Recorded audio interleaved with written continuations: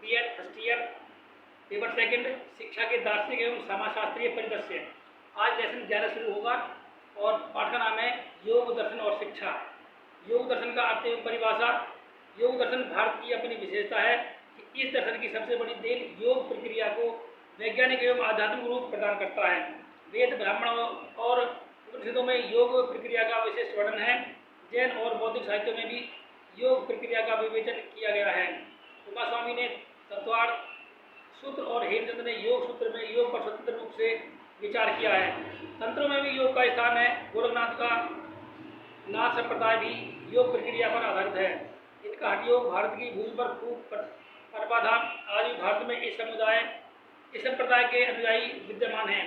हठ योग की तरह भारत में मंत्र योग और लय योग भी कभी बड़े प्रसिद्ध रहे हैं। ज्ञान योग, कर्म योग और भक्ति योग तो भारतीय धर्म दर्शन की आत्मा है, परंतु योग को एक स्वतंत्र दर्शन के रूप में प्रतिष्ठित करने का श्रेय महर्षि पतंजलि को है। उनका योग सूत्र योग दर्शन का सर्वप्रथम प्रामाणिक ग्रंथ है। अधिकतर विद्वान महर्षि पतंजलि को ही योग दर्शन का प्रतिपादक मानते हैं। उनका योग दर्शन राजयोग के नाम से जाना जाता है। आज जब हम योग दर्शन की बात करते हैं तो हमारा तात्पर्य पतंजलि के राजयोग से ही होता है। पतंजलि के योग सूत्र का सर्वप्रथम प्रामाणिक भाष्य तृतीय शताब्दी है, परंतु यह भाष्य स्वयं में बड़ा गूढ़ है। अतः इसके अर्थ को स्पष्ट करने के लिए वाचस्पति मिश्र ने तत्व वैशारदी और विज्ञान भिक्षु ने योग वार्तिक की रचना की। आगे चलकर विद्वानों ने इन भाष्यों पर भी टीकाएं लिखी। आधुनिक काल में स्वामी विवेकानंद ने पतंजलि योग सूत्र पर राजयोग की रचना कर इस क्षेत्र में विशेष योगदान दिया है। आज तो भारत और भारत के बाहर न जाने कितने लोग योग के प्रचार एवं प्रसार कार्य में लगे हुए हैं। योग का व्युत्पत्ति लभ्य अर्थ है समाधि। पतंजलि के अनुसार योग का अर्थ है चित्त वृत्तियों का निरोध। चित्त से उसका अभिप्राय सांख्य के अंतःकरण मन, अहंकार और बुद्धि से है, और चित्त वृत्तियों के निरोध से तात्पर्य चित्त वृत्तियों को सांसारिक भोग से हटाकर ईश्वर की ओर लगाने से है। इस प्रकार योग का अर्थ है आत्मा परमात्मा का योग। इसके लिए योग दर्शन ने सांख्य के अष्टांग मार्ग का अनुमोदन किया है।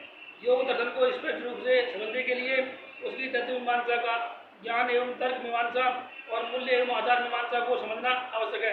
अतः हम सर्वप्रथम उन्हें ही समझने का प्रयत्न करेंगे। योग दर्शन की तत्व मीमांसा। योग दर्शन को सांख्य दर्शन की तत्व मीमांसा स्वीकार है। यह भी इस सृष्टि को प्रकृति एवं पुरुष के योग से निर्मित मानता है, परंतु यह सांख्य के प्रतिकूल ईश्वर की सत्ता में विश्वास करता है और उसे 26वें तत्व के रूप में स्वीकार करता है। योग दर्शन के अनुसार ईश्वर सृष्टि का निमित्त कारण करता है और प्रकृति तथा पुरुष उसके उपादान कारण हैं। योग ईश्वर को अनादि अनंत सर्वज्ञ सर्वव्यापक और सर्वशक्तिमान मानता है। इसके अनुसार आत्मा शरीर विशेष में रहता है, ईश्वर सब में रहता है। आत्मा भोगता है, ईश्वर भोग से अलग रहता है। योग दर्शन की ज्ञान एवं तर्क मीमांसा। योग दर्शन की ज्ञान मीमांसा भी सांख्य आधारित है।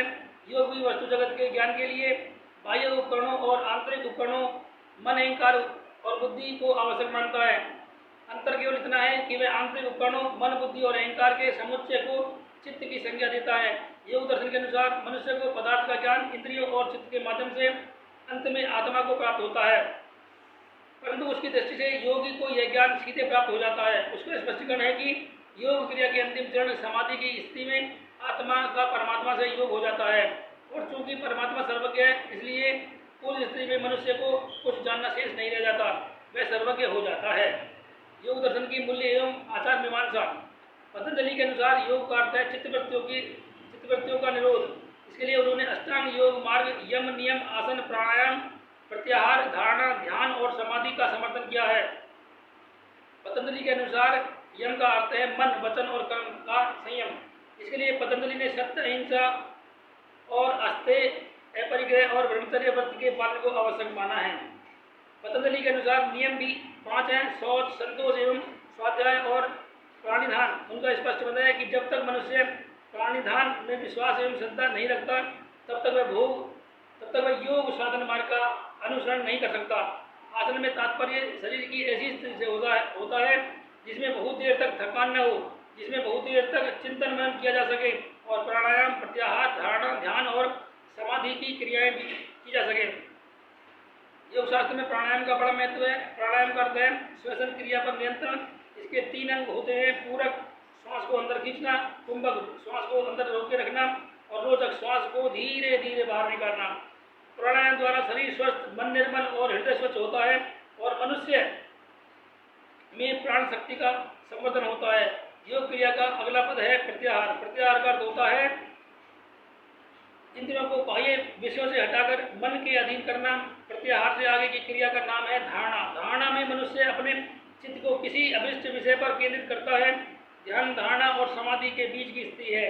ध्यान का अर्थ है चित्त को अभिष्ट विषय पर लंबे समय तक केंद्रित करना। समाधि योग अनुशासन की अंतिम स्थिति है।